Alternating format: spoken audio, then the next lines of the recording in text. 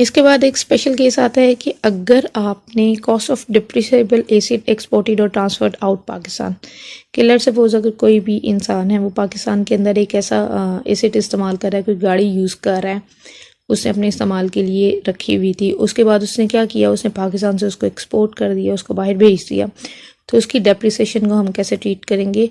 तो sub section 14 इसको define करता है कि अगर कोई भी शख्स जो है वो पाकिस्तान से बाहर अपना व्हीकल या कुछ भी अपना एसिड ट्रांसफ़र करता है तो फिर उसकी कॉस्ट ऑफ एसिड क्या होगी। जब उसने अपना व्हीकल ट्रांसफ़र किया, कोई भी फिक्स्ड एसिड कुछ भी कोई भी एसिड उसने जो है वो ट्रांसफ़र किया पाकिस्तान से बाहर, तो जो बाहर करते हुए उसकी वैल्यू थी करंट मोमेंट में, तो वही उसकी कॉस्ट ऑफ एसिड कहलाई जाएगी, ना कि ये कॉस्ट ऑफ एसिड वो नहीं होगी कि जब उसने कोई 5 साल पहले परचेज़ किया था तो वो उसकी कॉस्ट ऑफ एसिड होगी। इस कंडीशन के अंदर जो है वो 3 तरह की डेप्रिसिएशन अलाउंस अवेल कर सकते हैं। सबसे पहले इनिशियल है, फिर फर्स्ट ईयर है और फिर नॉर्मल डेप्रिसिएशन होती है। तो हम स्टेप बाय स्टेप देख लेते हैं फर्दर कि आगे ये क्या होते हैं। Initial allowance for depreciation, initial allowance जो है वो सेक्शन 23 के अंदर डिफाइन किए गए हैं। सबसे पहले इसमें आता है कि asset eligible for initial allowances, ऐसा एसेट एलिजिबल है जो कि डेप्रिसिएबल होगा। अगर कोई ऐसा एसेट है जिसकी वैल्यू डे बाय डे बढ़ती है, एप्रिसिएशन होती है, तो वो डेप्रिसिएशन के लिए कभी भी क्लेम नहीं किया जाएगा। ईयर ऑफ अलाउबिलिटी, इससे मुराद ये है कि कितनी इनिशियल अलाउंस जो है उस एसिड के ऊपर अलाउ किए गए हैं। बेसिकली उस एसिड को अलाउंस इनिशियल तभी मिलेंगे कि जिस साल वो ख़रीदा गया और पाकिस्तान में इस्तेमाल किया गया, किसी भी टैक्स ईयर के अंदर पाकिस्तान के अंदर ख़रीदा गया और उसको इस्तेमाल किया गया और फिर एक्सपोर्ट कर दिया गया था, या पाकिस्तान में उसकी प्रोडक्शन स्टार्ट हुई थी। तो दोनों में से जो भी बाद में काम हुआ होगा हम उसी को फॉलो करेंगे और उसी की बेस के ऊपर इनिशियल अलाउंसेस क्लेम करेंगे। इसके बाद अगर हम डेट्स देखें तो इनिशियल अलाउंस के क्या होते हैं कि प्लांट और मशीनरी के ऊपर फिक्स रेट उन्होंने किया हुआ है 25%, जबकि बिल्डिंग्स के लिए 15% है। और अगर कोई भी लीजिंग कंपनी है, बैंक है, मुदारबा है, तो वो डेप्रिसिएशन अपने एसेट्स के ऊपर क्लेम कर सकते हैं, और लेकिन वो डेप्रिसिएशन उनकी डिक्लेयर होगी इनकम फ्रॉम लीजिंग रेंटल से, और वो इनकी इनकम होगी, वो उनका एक्सपेंस ट्रीट नहीं किया जाएगा। इनिशियल अलाउंस जो है वो इसी कंडीशन में अलाउ हैं कि वो किसी भी पर्सन, किसी भी इंडिविजुअल की पास हों। अगर वो उसको ऑन कर रहे हैं, वो लीगल यूज़ के जो हैं वो ऑनर हैं, तो फिर ही वो क्लेम कर सकते हैं इनिशियल अलाउंसेस के उसको एक्सपोर्ट करते वक्त, अदरवाइज़ वो क्लेम नहीं कर सकते। इनकम टैक्स ऑर्डिनेंस के अंदर कुछ ऐसी चीज़ें हैं कि जो कि अलाउ नहीं करते हैं कि आप इनिशियल अलाउंसेस के को क्लेम करें। कुछ ऐसे पॉइंट्स हैं वो देख लेते हैं कि अगर आपका कोई रोड ट्रांसपोर्ट व्हीकल है कि जिसको आपने हायर किया हुआ है, तो आप उसके ऊपर डेप्रिसिएशन क्लेम नहीं कर सकते और आपने उसको एक्सपोर्ट करना है। तो उसके बाद आपकी कोई मशीनरी और प्लांट है जिसको पाकिस्तान में आपने यूज़ किया हुआ है, फिर आप उसको एक्सपोर्ट कर रहे हैं और आप क्लेम कर रहे हैं कि उसके ऊपर जो इनिशियल अलाउंसेस दिए जाएँ, तो यू आर नॉट एडमिसिबल। उसके बाद है मशीनरी और प्लांट, जिसको इनकम टैक्स सेक्शन ऑर्डिनेंस कोई और उसको डिफाइन कर रहा है, उसको कोई और उसको रिलैक्सेशन दे रहा है, कोई डिडक्शन अलाउ कर रहा है, तो आप उसको इनिशियल अलाउंसेस के लिए क्लेम नहीं कर सकते हैं। या कोई भी आपकी फर्नीचर फिटिंग्स हैं वो बिल्कुल भी एक्सेप्टेबल नहीं होंगी डिडक्शंस के लिए। फर्स्ट ईयर अलाउंस जो है वो फाइनेंस एक्ट 2008 के अंडर दिया जाता है। 23A इसको डिफाइन करता है कि फर्स्ट ईयर अलाउंस क्या हो सकता है, कि ये फर्स्ट ईयर अलाउंस आप क्लेम कर सकते हैं अपनी किसी भी प्लांट, मशीनरी, इक्विपमेंट के लिए जो कि इंडस्ट्रियल पर्पस के लिए आपने लगाई है। सेकंड, आपने उसको रूरल और अंडर डेवलप एरियाज़ में लगाना है और फेडरल गवर्नमेंट की इंस्ट्रक्शंस के मुताबिक होना चाहिए।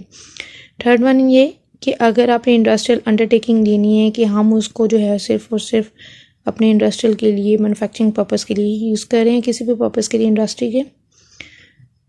और फर्स्ट ईयर अलाउंस जो है जो भी आपको प्रोवाइड किया गया है वो आपके एसिड की कॉस्ट का 90% तक आप क्लेम कर सकते हैं कि आपको रिलैक्सेशन दी जाए कि आप इस काबिल नहीं हैं कि आप टैक्स पे कर सकें उस पर। फर्स्ट ईयर अलाउंस देने का पर्पस सिर्फ इतना है कि आप मोबिलाइज कर सकें, मोटिवेट कर सकें अपने इंडस्ट्रियल प्रोसेस को, अपने रूरल और जो है वो दूसरे एरियाज़, अंडर डेवलप एरियाज़ को, ताकि जो है वहाँ पे अप्रिसिएशन हो, वहाँ पे लोगों को एम्प्लॉयमेंट मिले। इसीलिए जो है वो गवर्नमेंट अलाउ करती है इंडस्ट्रीज़ को कि वो फर्स्ट ईयर अलाउंस ले लें ताकि उनको एक्सपेंस कवर करने में आसानी हो जाए। इसके बाद आती है एक्सेलरेटेड डेप्रिसिएशन। ये क्या होती है? ये ऐसी डेप्रिसिएशन होती है जो कि अलाउ की गई होती है फाइनेंस एक्ट 2019 के अंडर। हम देख लेते हैं कि इसके मेन फीचर्स कौन कौन से हैं। एक्सेलरेटेड डेप्रिसिएशन की थोड़ी सी डेफिनेशन देख लेते हैं कि एक्सेलरेटेड डेप्रिसिएशन बेसिकली होती क्या है कि आप लेट सपोज अगर एक गाड़ी है 10 लाख की है तो आपने उसके ऊपर डेप्रिसिएशन एक साल में क्लेम किया 5,000 रुपीज़, तो नेक्स्ट ईयर आप उसको क्या करेंगे, आप उस पर 6,000 क्लेम करेंगे, देन 7,000, यानी कि ये हर साल जो है वो बढ़ती है इसकी अमाउंट, इसीलिए इसको एक्सेलरेटेड डेप्रिसिएशन कहते हैं। अब हम देख लेते हैं कि इनकम टैक्स ऑर्डिनेंस ने किन किन एसेट्स के ऊपर अलाउ किया हुआ है कि उनको एक्सेलरेटेड डेप्रिसिएशन दी जा सकती है। सबसे पहले आपकी कोई भी प्लांट मशीनरी होनी चाहिए जो कि सिर्फ आपने ऑल्टरनेट एनर्जी के तौर पे जनरेशन के लिए यूज़ करें, कि आप लाइट का, इलेक्ट्रिसिटी का ऑल्टरनेट कुछ भी प्रोड्यूस कर रहे हैं पानी के साथ, किसी के साथ भी। उसके बाद ये कि ये जो सेटअप है ये कहीं पे भी पाकिस्तान में लगा होना चाहिए और ये किसी कंपनी की मलकियत होना चाहिए। थर्ड वन इस ये 2009 के बाद लगना चाहिए और आपको इसके ऊपर 90% तक अलाउ की गई है कि आप से एक्सेलरेटेड डेप्रिसिएशन ले सकते हैं। बेसिकली एक्सेलरेटेड डेप्रिसिएशन देने का पर्पस सिर्फ इतना था कि हमारे मुल्क के अंदर जो शॉर्टफॉल है लाइट का, जो एनर्जी क्राइसिस है, हम उसको मीट अप कर सकें, तो इसीलिए जो है वो एक्सेलरेटेड डेप्रिसिएशन अलाउ की गई है इनकम टैक्स ऑर्डिनेंस के अंदर। इसके बाद जो है सेक्शन 22 के अंदर जो है इनकम टैक्स ऑर्डिनेंस ने डिफ़ाइन किए हुए हैं कि कुछ ऐसे एसेट्स हैं कि जिनकी आपने रिटर्न डाउन वैल्यू के ऊपर डेप्रिसिएशन कैलकुलेट करनी है। वो क्या, हम देख लेते हैं कि अगर बिल्डिंग्स हैं, हर तरह की बिल्डिंग्स के ऊपर आपने 10% चार्ज करनी है। उसके बाद अगर आपके फर्नीचर्स वगैरह हैं, मशीनरी है, प्लांट है, मोटर व्हीकल है, उनकी रिटर्न डाउन वैल्यू के ऊपर आपने 15% कैलकुलेट करनी है। कंप्यूटर, हार्डवेयर, प्रिंटर एट्सेट्रा के ऊपर 30%। उसके बाद है कि अगर आपके in case of a mineral oil concerns हैं, आपकी इनकम आ रही है वहाँ से, तो फिर आपका फिफ्थ स्केड्यूल उसका पार्ट 1 उसको डिफाइन करता है कि अगर आपने उनको अंडरग्राउंड इंस्टॉलेशंस की हुई हैं तो आप उसको 100% क्लेम करेंगे डेप्रिसिएशन के लिए। अगर आपने ऑफशोर प्लेटफॉर्म्स हैं, समंदर के करीब हैं, कहीं पे प्रोडक्शन वगैरह है, तो 20% क्लेम होगी। उसके बाद फिफ्थ पॉइंट आता है कि ramp build to provide access to the persons. अगर आपने देखिए रोड्स के ऊपर डिसेबल लोगों के लिए रैम्प्स बने होते हैं कि वो क्रॉस कर सकें, वो चढ़ सकें, आसानी से कोई बिल्डिंग में जा सकें या वो फुटपाथ्स पे ट्रैवल कर सकें रोड क्रॉस करने के लिए, तो उसके ऊपर उनको 100% डेप्रिसिएशन क्लेम की गई है। लेकिन ये क्लेम सिर्फ जो है वो 2,50,000 तक ही लिया जा सकता है, इससे ज़्यादा ये डेप्रिसिएशन क्लेम नहीं की जा सकती है। तो ये था कि डेप्रिसिएशन क्या होती है, डेप्रिसिएशन की ट्रीटमेंट कैसे होती है, कोई एसेट अगर आपने पार्शली पर्सनली यूज़ कर रहे हैं उसकी ट्रीटमेंट क्या है, फिर अगर आपने कोई एसेट जो है वो इस्तेमाल करने के बाद एक्सपोर्ट कर दिया है तो उसको कैसे ट्रीट करते हैं।